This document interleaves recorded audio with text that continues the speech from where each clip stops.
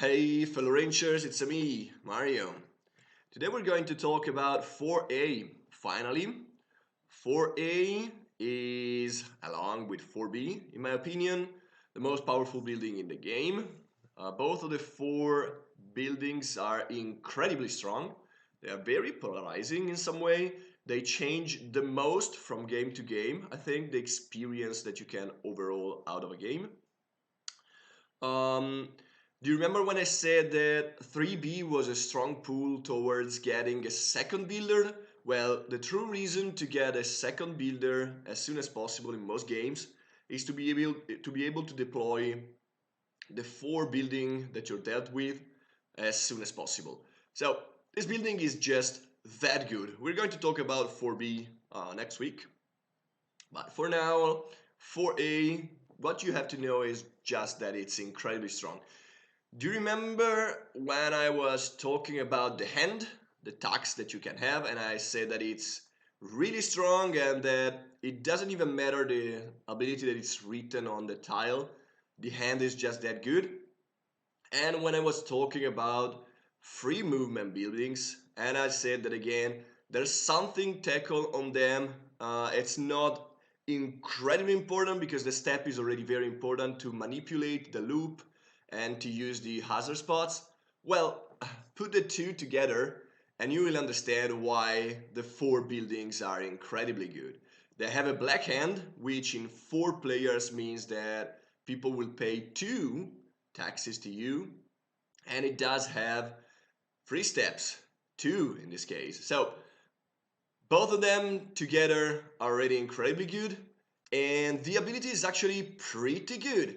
So you might remember if you're like playing Breakmaster Trade a lot that there's already a building that will let you pick up a hazard for 7 coins, and that's NBF, which can be pretty good depending on the game, on the situation, and where NBF is. But most of the time, you're going to use it to cycle 2 cows out of your hand and get 4 coins.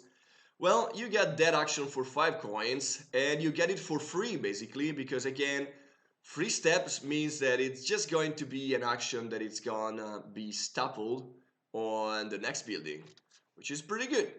So I think overall it's easy to understand why this building is just that strong. Um, Other factors are the fact that you should use it on hazard spots whenever possible. This building is just very good. Every building with free steps we've seen can be incredibly good on hazard spots because on top of the free action that you get out of it, which in this case is pick up a hazard, you also get the free action from the hazard spots, and then you can also take the action on the next building, which is pretty good. But this building 4A works incredibly good on hazard spots because it's going to clean up for you the hazard just before it. So one very common and very powerful chain is actually 3B plus 4A, which is why I've chosen this game to show you, on these two spots. They can work pretty well also on these ones. They don't work that well over here, but these two spots are very tricky to use properly. So if you manage to place them on these two spots, you're basically going to gain 2 certificates, probably 2 coins or something really good from 3B here. Then you can pick up a hazard from here, and then you can also take the action that's after them. Since 4A gives you 2 steps, you can even set up a better chain where you can place another of your building here so that you chain 3B to 4A to whatever else you have going over here, which most of the time is going to be at some point the 10 building of your choice, which in this game um, it's going to be this one, but in other games it's going to be the other one, which can be even better. So setting up a chain is very good with 4A. Building on the hazard spots is incredibly good with 4A. But what you should understand about 4A is that its positioning is very tricky because it works in many spots, but trying to get the most out of the spots you're going to use is what is going to make the difference between winning and losing most of the time. So sometimes it makes a lot of sense to use 4A for the toll, for the tax. So placing it over here in one of these two spots early on, especially on the first loop, is going to pay off in spades because you're going to get 2 coins out of every player that passes over here, for example, unless they are able to spend the coins before. But right now, NB building A, which is the worker market, is over here, which means that people are probably going to need coins. So placing 4A over here in one of these two spots makes a lot of sense to me in this game. But you also have to remember about the 2 extra steps. So again, I will probably place it here so that I can take 1 step here and 1 step here. So I have 2 choices of 2 very good buildings in the early game. One, which is the, again, worker market, and the other one is the building that will let you build something else.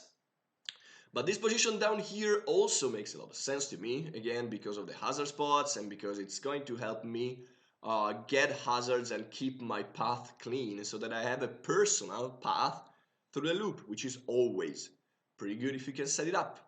So you have to keep in mind a lot of things. You have to keep in mind the tax, if you can use it. That's very strong, especially early on. You have to remember about the 2 extra steps so that you can be sure to hit some good neutral buildings most of the time, and maybe set up for a private building, something that you're going to build that can be linked to it later on. And you have to think about the hazard spots. So these 3 things makes for a very interesting regarding on the positioning, and expert players are going to get a lot out of it. Something that both the 4 buildings do is that they change the texture of the game a lot. Again, we're going to talk about 4B next week, but as far as 4A is concerned, you should think that in the late game, there are probably not going to be too many hazards out. This can be because almost every player should be this building, in my opinion, when it's in the game. I mean, most players should just be the 4 building of choice in every game, in my opinion. It's the same as with 1A and 1B. I think 4A and 4B should be built in most games by every player. And when everybody's got down there for A, they will at some point start taking up hazards. So you should plan for it. You should plan for the fact that you may not get any more taxes out of your 4A in the late game. So maybe placing it in a hazard spots is better, but you also have to remember that you're going to spend 5 coins out of your pockets in the early part of the loop. So you need a plan to get enough coins to get heads, get workers. So again, most of the time with 4A in the game, there are going to be way less hazards by the end of the game, which also means, again, most of the time, that you can have faster loops. Because if you take a look at the loop, you will see that if every hazard spot is empty, the other path is going to have at most 1 or 2 buildings on it, while the main path can have up to 3. So you can plan for faster loops going behind the other players' buildings. This is also something that is relevant. I know that it's a bit advanced, but I mean, I'm not talking about beginner strategy only here anymore. I made a video for beginner strategy, so this is a bit more advanced. You should not just plan, again, to position your building in a good way. You should also plan for the kind of game that is going to develop because that building is in the game. And again, you should think about getting a path with less hazards in the late game. Also, relying on hazards as a good source of point is going to work till a certain point, because at some point, again, in the late game, you will probably get like 2 points hazards for 5 coins instead of the 4 points hazard, because all the 4 points hazards are going to be gone. This game is actually pretty good to use 4A a lot because there are already 3 hazards out with 4 points on them and 1 with 3 points on it. So reading the board is also pretty important. And finally, it's not in this game, unfortunately, but having 4A in the game is going to make the Station Master tile that rewards you for every pair of hazards that you can get significantly stronger than when it's not in the game. So that tile actually becomes pretty good if there's 4A in the game. I think that's all about 4A. I think it's already a lot. So yeah, I think we can see each other next week when I'm going to talk about 4B. See you guys. Myers out.